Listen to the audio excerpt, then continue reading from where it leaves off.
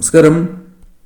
എല്ലാ വർഷവും ഫാൽഗുണ മാസത്തിലെ കൃഷ്ണപക്ഷ ചതുർദശി തിഥിക്കാണ് മഹാശിവരാത്രി നാം ഏവരും ആഘോഷിക്കുന്നത്. പരമശിവനും പാർവതീദേവിയും ഒന്നായ ദിവസമാണ് ശിവരാത്രി എന്നാണ് ഐതിഹ്യം. അത്തരത്തിലും ഒരു ഐതിഹ്യമുണ്ട്. ശിവപാർവതിമാരെ ആരാധിക്കുകയാണ് എങ്കിൽ ഇന്നേ ദിവസം ആരാധിക്കുന്നവർക്ക് ആഗ്രഹങ്ങൾ പൂർത്തീകരിക്കപ്പെടും എന്നും വിശ്വാസമുണ്ട്. ജീവിതത്തിൽ സുഖ സമൃദ്ധിയും ശിവരാത്രി വ്രതം അനുഷ്ഠിക്കുന്നതിലൂടെ ഒരു വ്യക്തിക്ക് വന്നു ചേരും. എന്നാൽ ഈ വർഷത്തെ ശിവരാത്രിയുമായി ബന്ധപ്പെട്ട് ജ്യോതിഷപരമായി നോക്കുമ്പോൾ നിരവധിയാർന്ന ശുഭകരമായ ശുഭയോഗങ്ങൾ രൂപം കൊള്ളുന്നുണ്ട്.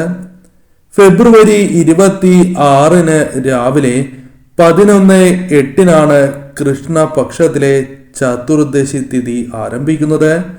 ഫെബ്രുവരി 27 രാവിലെ 8:54 വരെ ചതുർദശി തിഥിയാണ്. ഈ വർഷം ശിവരാത്രി നാളിൽ ചില അത്ഭുത ഗ്രഹ സംയോഗങ്ങൾ സംഭവിക്കുന്നുമുണ്ട്. ഫെബ്രുവരി 26 തിരുവാതിര നക്ഷത്രവുമാണ്. വൈകുന്നേരം 5:08 വരെ ഈ നക്ഷത്രമാകുന്നു. കൂടാതെ ഇന്ന് പരിഗയോഗവും രൂപം കൊള്ളുന്നുണ്ട്.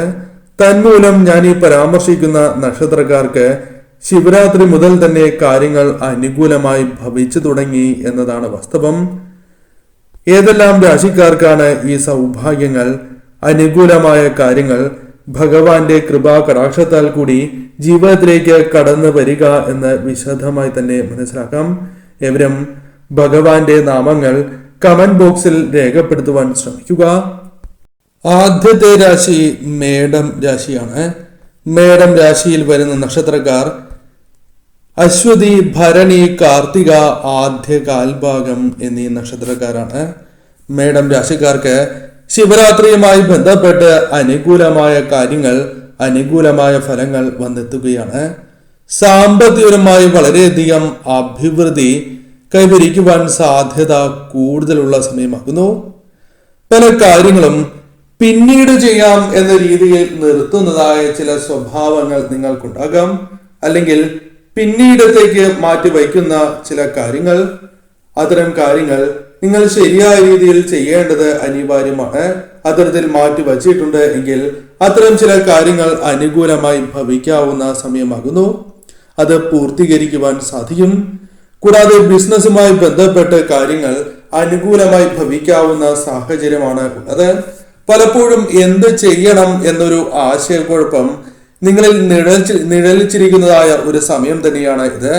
അതിൽ മാറ്റങ്ങൾ വന്ന് ചേരാവുന്നതായ സാഹചര്യങ്ങൾ വന്നു ചേരും. ഭഗവാന്റെ കൃപാ കടാക്ഷത്താൽ തന്നെ ചില ദുരിതങ്ങൾക്ക് പരിഹാരം കണ്ടെത്തുവാൻ സാധിക്കും. അത് നിങ്ങൾക്ക് പല കാര്യങ്ങളിലും തുണയായി മാറും എന്നതാണ് വാസ്തവം. പൊതുവെ ഈ സമയം ലാഭം നേടിയെടുക്കുവാനുള്ള ചില അവസരങ്ങൾ നിങ്ങളിലേക്ക് കടന്നു വരാം.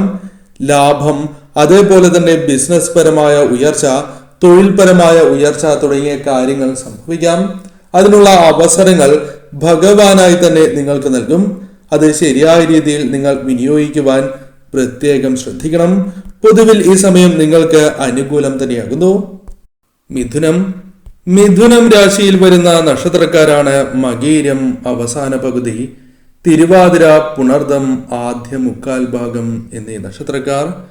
മിഥുനം രാശിക്കാരെ സംബന്ധിച്ചിടത്തോളം വളരെ അനുകൂലമായ ഫലങ്ങൾ, സൗഭാഗ്യദായകമായ ചില കാര്യങ്ങൾ ജീവിതത്തിലേക്ക് കടന്നു വരാം. ധനപരമായോ മറ്റു നേട്ടങ്ങളോ ജീവിതത്തിലേക്ക് കടന്ന് വരാവുന്നതുമാണ്. പ്രധാനമായും ശിവരാത്രി മുതൽ തന്നെ നിങ്ങൾക്ക് കാര്യങ്ങൾ അനുകൂലമായി തുടങ്ങാം. ചില കാര്യങ്ങളിൽ തടസ്സങ്ങൾ ഉണ്ട് എന്നതാണ് വാസ്തവം. മുന്നോട്ട് നീങ്ങുവാൻ സാധിക്കാത്തതായ സാഹചര്യം, ഇതിൽ മാറ്റങ്ങൾ വന്നു ചേരും.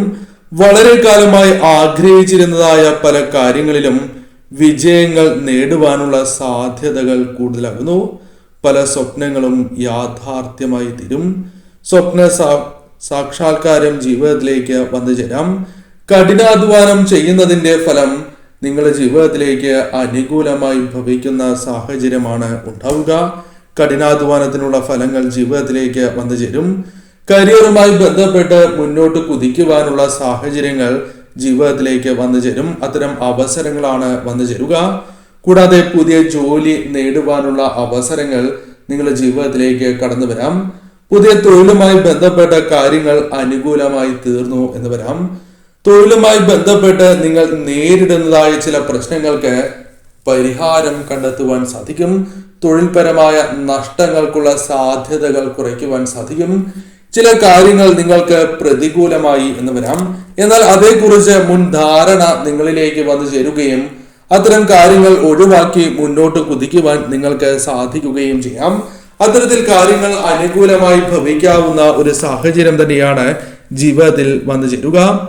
പൊതുവിൽ ഈ സമയം നിങ്ങൾക്ക് അനുകൂലമാണ്. കാരണം പല കാര്യങ്ങളിലും പ്രതികൂലമാകുന്നതായ കാര്യങ്ങൾ പോലും അനുകൂലമാകുന്ന സാഹചര്യങ്ങൾ വന്നു ചേരാം. അല്പം ചിന്തിച്ച് പ്രവർത്തിക്കുകയാണ് എങ്കിൽ അനുകൂലമാകാവുന്നതായ നിരവധിയാർന്ന കാര്യങ്ങൾ നിങ്ങളുടെ ജീവിതത്തിലേക്ക് കടന്ന് വരാവുന്നതാണ്. പൊതുവിൽ ഈ സമയം നിങ്ങൾക്ക് ശുഭകരം തന്നെയാകുന്നു.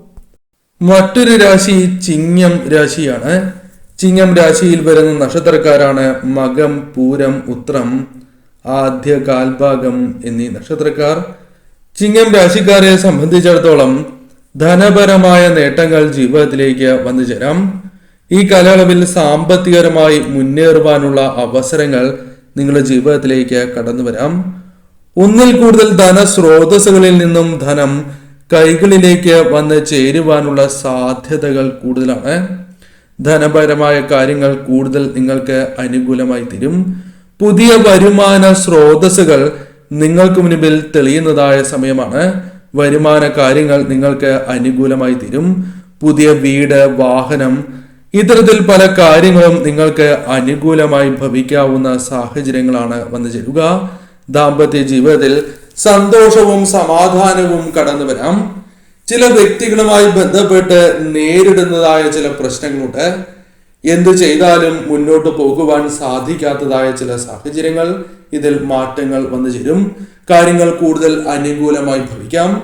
ചെയ്യുന്ന പ്രവൃത്തികളിൽ വിജയ സാധ്യത വർദ്ധിക്കുകയും ധനപരമായ നേട്ടങ്ങൾക്കുള്ള അവസരങ്ങൾ വന്നു ചേരാം. കടബാധ്യതകളുമായി ബന്ധപ്പെട്ട് പ്രയാസങ്ങൾ അനുഭവിക്കുന്നവരാണ് എങ്കിൽ പോലും കടബാധ്യതകൾ ഒരു പരിധിവരെയെങ്കിലും തരണം ചെയ്ത് മുന്നോട്ട് കുതിക്കുവാൻ നിങ്ങൾക്ക് സാധിക്കും. ഇത്തരത്തിൽ കാര്യങ്ങൾ കൂടുതൽ അനുകൂലമാകുന്ന സാഹചര്യങ്ങളാണ് വന്നു ചേരുക. പ്രവൃത്തി വിജയങ്ങൾ വന്നു ചേരും. കൂടാതെ ചില കാര്യങ്ങൾ പ്രതികൂലമാകുന്നത് മുൻകൂട്ടി കണ്ട് ഒഴിവാക്കുവാൻ നിങ്ങൾക്ക് സാധിക്കും. പൊതുവിൽ ഈ സമയം നിങ്ങൾക്ക് തൊഴിൽ ലഭിക്കുക, ധനപരമായ നേട്ടങ്ങൾ വന്നു ചേരുക, ദുഃഖ ദുരിതങ്ങൾക്കുള്ള പരിഹാരം കണ്ടെത്തുക തുടങ്ങിയ കാര്യങ്ങൾ സംഭവിക്കാവുന്ന സമയമാകുന്നു.